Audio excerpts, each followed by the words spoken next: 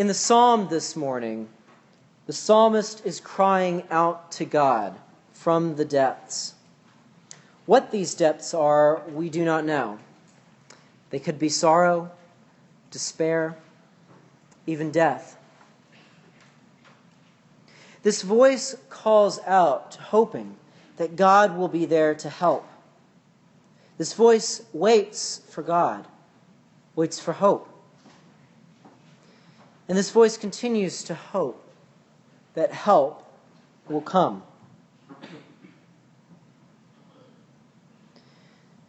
There are times in all of our lives where we have felt as the psalmist does.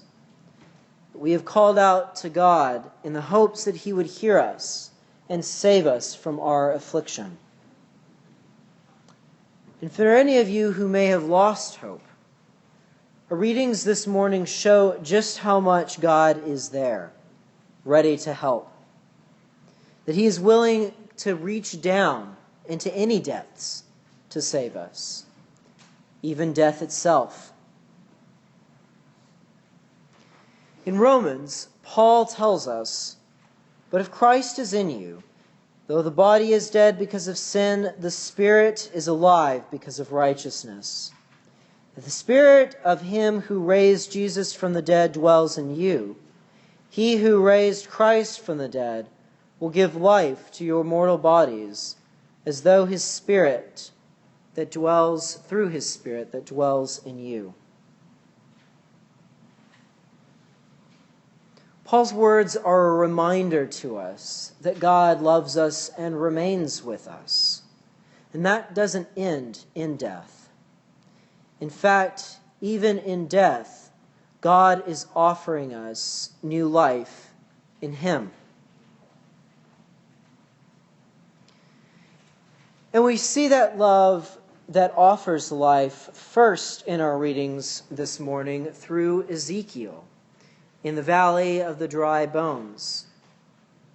Ezekiel is taken by God into this valley full of bones, full of the remains of the dead.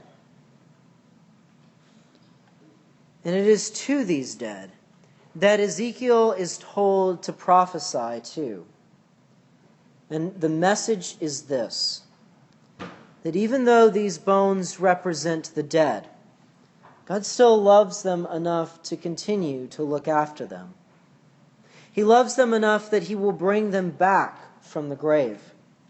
He will give them His Spirit, His breath, and breathe new life into them. Death doesn't end God's love for us. He still continues to look after us, no matter what. And He offers us the very thing that we need, life, and life abundantly. We see this same sort of life-giving love in a more direct way in the gospel. At the start of our reading this morning, Jesus is given a message from His friends, Mary and Martha, that their brother Lazarus is very sick. Deathly ill, in fact. No, Jesus doesn't go right away. God always works miracles in His own time, not ours.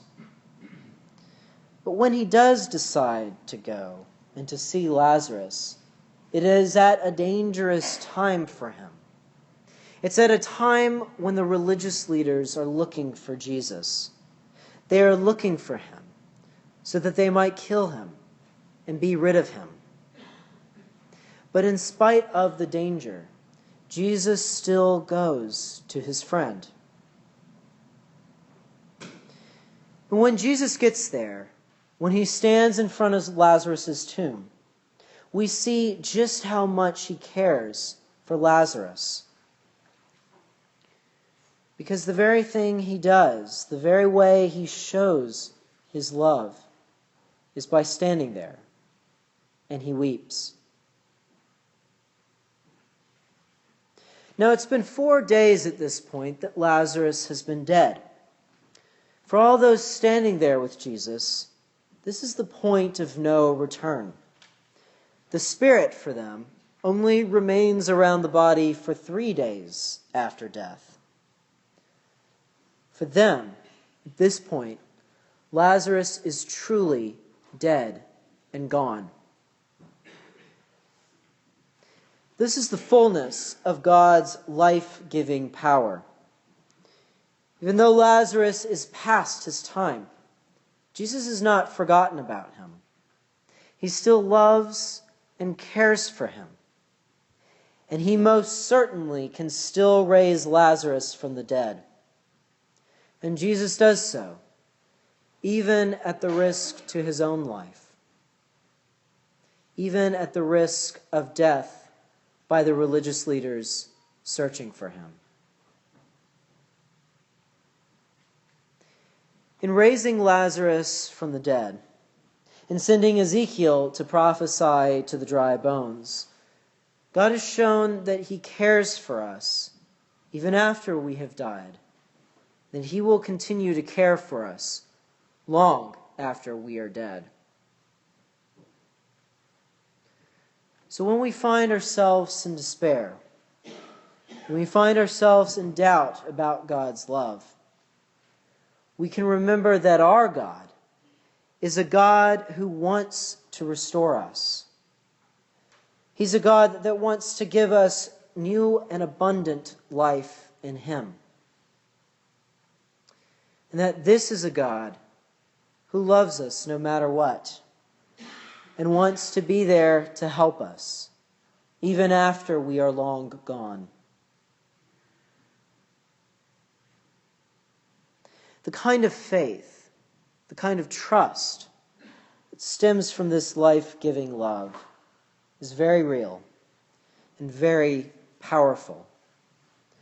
So powerful, in fact, that immediately after the passage we read in the gospel this morning, the religious leaders are concerned. They fear that the people's growing faith, that the fact that Jesus raised a man from the dead, will raise unwanted attentions from the Roman leaders. They fear that the Romans will come and destroy them.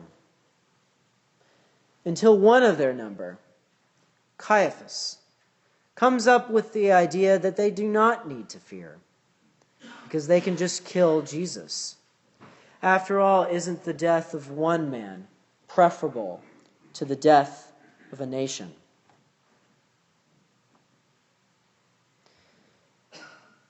And even though this is spoken from a place of fear, Caiaphas had no idea how right he was.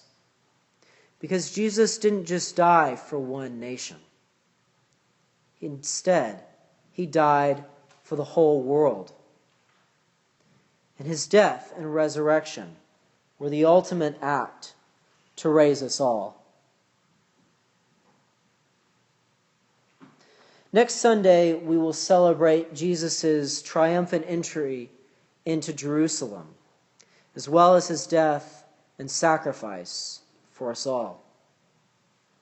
This is the ultimate reminder that God is there for us, even in death.